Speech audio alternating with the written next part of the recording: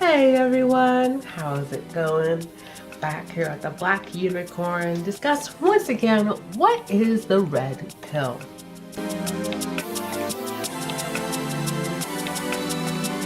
A quick recap is the red pill is seeing the world as it really is, seeing the truth, understanding the truth, understanding the media and how it is lies and manipulates us to get the general people to act a certain way. That's the blue pill, and how just the general status quo of our society tries to get people to act certain ways that benefits very few people who are living alive.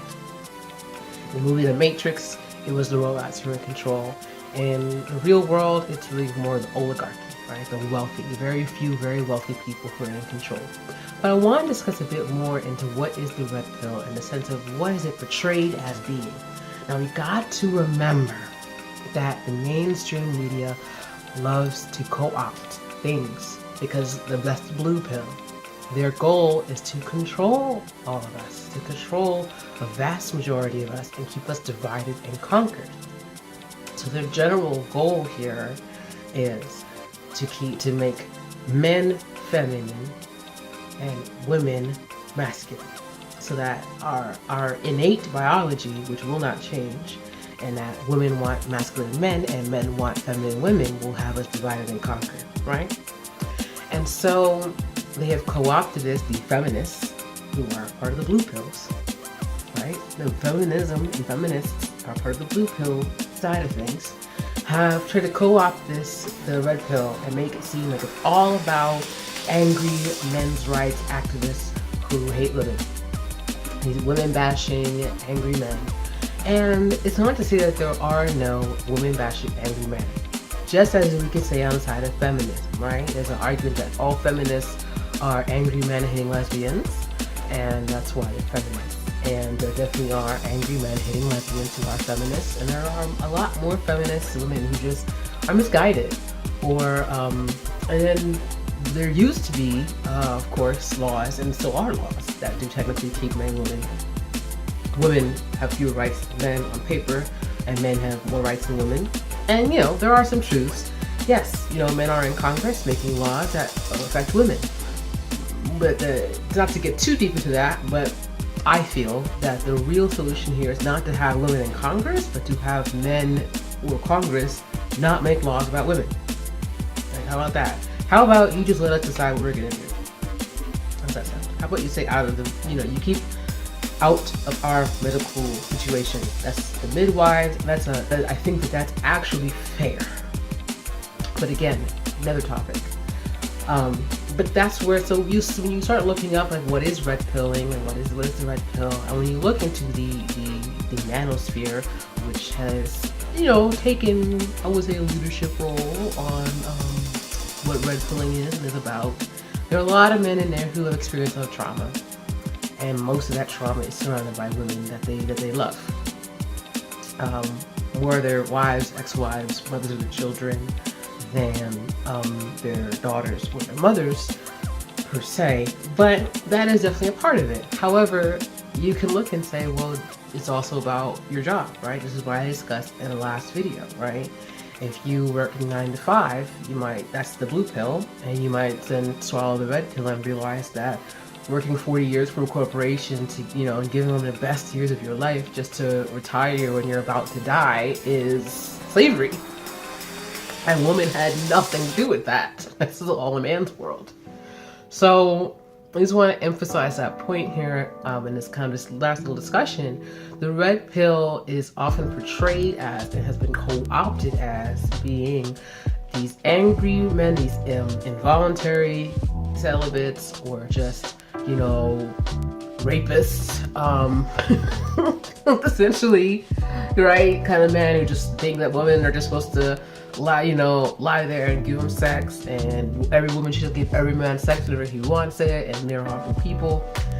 They're not to say that those two groups don't exist. They exist, but they do not encompass everything that it means to be red pill and what the red pill is about. If you go back to The Matrix, in that scene, Nothing about the Matrix, at least in the movie, when he took the red pill, he became red pilled, had anything to do with romance. And the character Neo didn't have a girlfriend, didn't have a wife, not until after he left the Matrix. Then he had Trinity, right? So you can see that there is a co-opting being done by the blue pillars, by the control people who are trying to keep us at control, to try to keep us away from the red pill. Why? By presenting the red pill as being this angry man's rights activist group who's rude and hates women, who's all about rape and toxic masculinity. It's supposed to keep the blue pill guys who are trying to do right still, trying to do well, who are thinking well, and trying to do their best away from the red pill community because they don't want to be associated with these angry men's rights activists, rapists, involuntary celibates, right? Maybe they just want to open their eyes up to the world. But if they think that that's what this means, they're going to stay out of it. And conversely for the women, right? If you make it seem like for a woman that this is not a woman's space, that the red pill is all about men who hate women, then what woman would want to join? And then you see the other side of the feminists, and you're thinking, well, I'm a woman. If I'm a red pill, am I against women having equal rights? Well, I don't want to be against women having equal rights, so I should have nothing to do with these red pill people. I should have nothing to do with them. But please understand that what the red pill is portrayed to be, now there are a lot of brothers out here who will say, who focus on the red pill in the context of women and relationships. But again, being told to eat, being told that if you want to lose weight, you gotta drink Diet Coke. You're blue pill. That's a blue pill concept because Diet Coke is filled with so many chemicals and artificial sweeteners that'll give you cancer and make you fat so much faster than a regular Coke ever would. And so, if you think that drinking Diet Coke helps you lose weight, you do swallow the blue pill.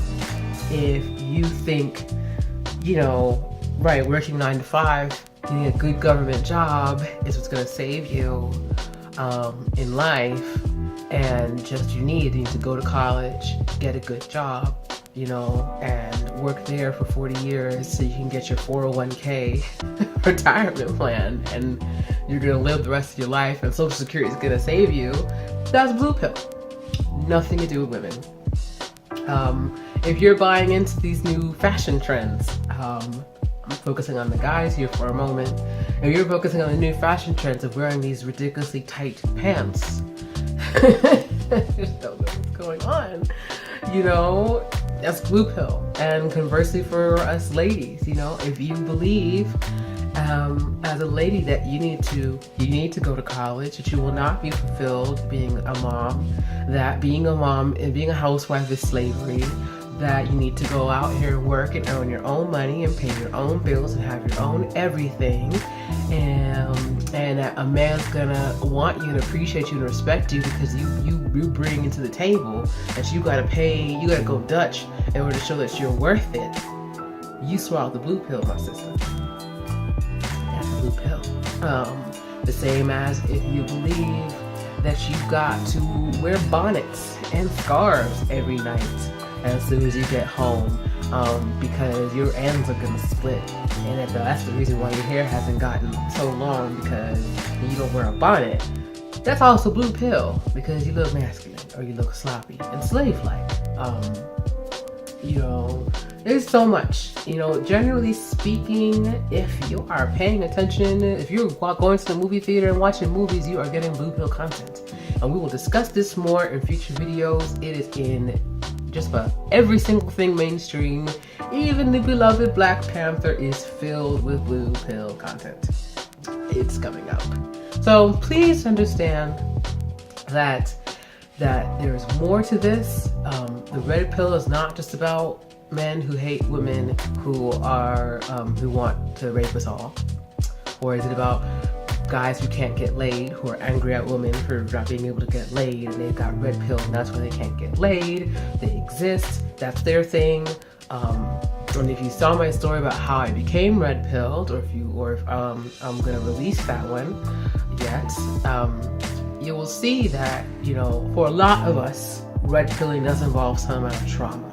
My personal story involved first my health failing due to my diet, and then later kind of, I would just say my social failings. And my grandmother's death was the trauma moment that brought a lot of things to light. And so, to wrap this up, I just wanted to throw that in there. The belief whether or not women can be red pilled. Is red pilling a thing for women? Is it about guys who are just angry at women? A thing within this, as I wrap this up though, do keep in mind, masculine women are leaders. Feminine women are followers.